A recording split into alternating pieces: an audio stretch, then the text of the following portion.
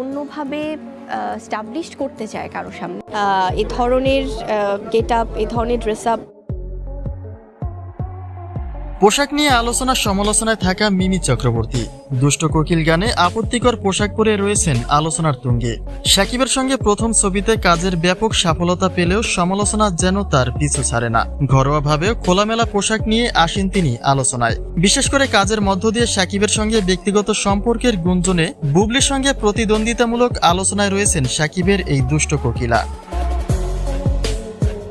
ব্যক্তিগতভাবে মিমির সাথে বুবলির কোনোরকম শত্রুতা না থাকা সত্ত্বেও তাদেরকে নিয়ে আলোচনা সমালোচনা কোনো অংশেই কম নয়। কেননা তুফান সিনেমার প্রেস মিডিয়াতে প্রকাশ্যে বুবলিকে না চেনার ভান করেছিলেন মিমি। অর্থাৎ একজন খ্যাতিবান নায়িকাকে না চেনাটা একজন শিল্পীর জন্য মোটেই স্বাভাবিক নয়। আর তারই প্রেক্ষিতে মিমি চক্রবর্তী বুবলির চোখের কাটা হওয়াটা খুবই স্বাভাবিক।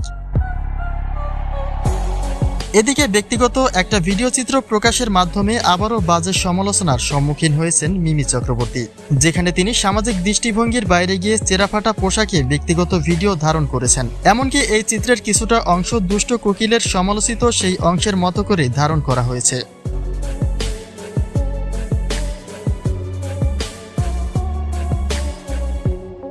মিমির এমন চিত্রের পরেই মন্তব্যের ঘরে আলোচনা সমালোচনার শেষ নেই। বলা হচ্ছে শুধু পর্দাই নয়, বরং ব্যক্তি জীবনেও অশ্লীল নায়িকা মিমি চক্রবর্তী, যা কিনা তিনি তার ব্যক্তিগত ভিডিও ধারণ করার মাধ্যমে প্রকাশ্যে তুলে ধরেন।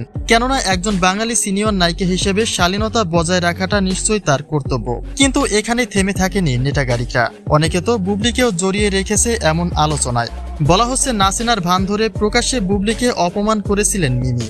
আর তারই পরিপ্রেক্ষিতে মিমির খারাপ দিকগুলি নিয়ে বুবলির সমালোচনা করাটা নিতান্তই স্বাভাবিক।